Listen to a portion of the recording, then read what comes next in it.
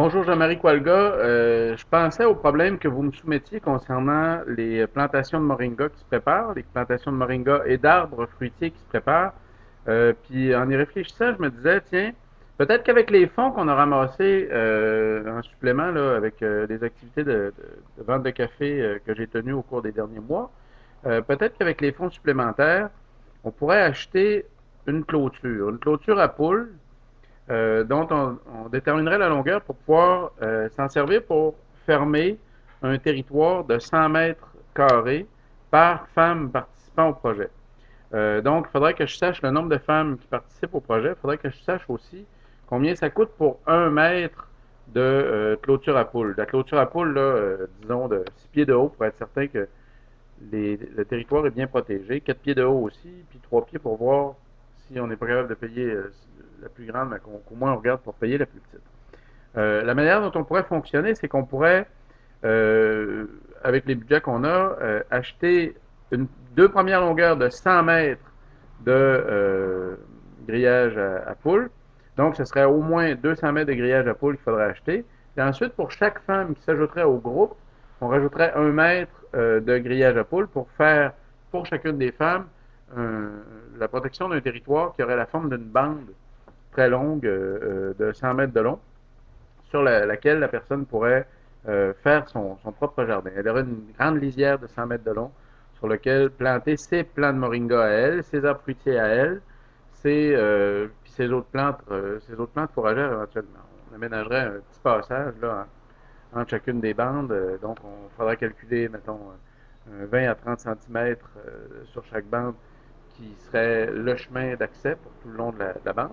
Puis ensuite, les 80 centimètres restants, 70 ou 80 centimètres restants, serait le jardin arboré de chacune des participantes au projet.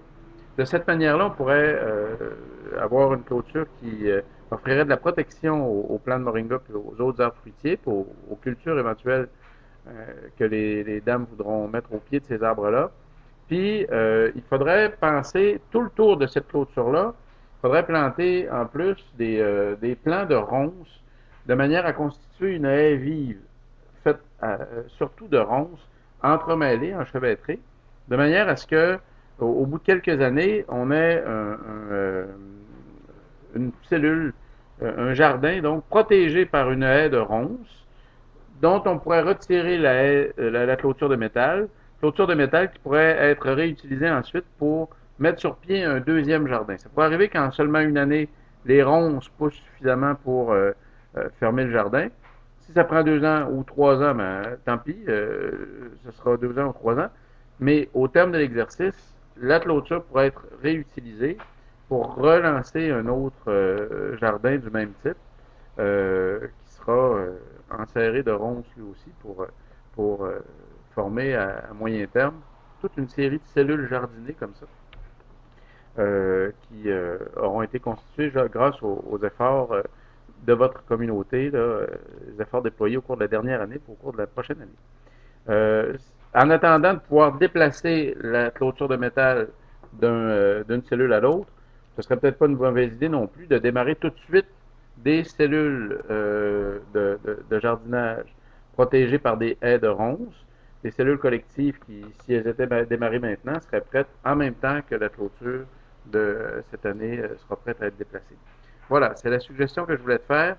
J'ai bien hâte de t'entendre de te réentendre m'en parler. C'est un projet que j'aime beaucoup, le projet que vous avez démarré.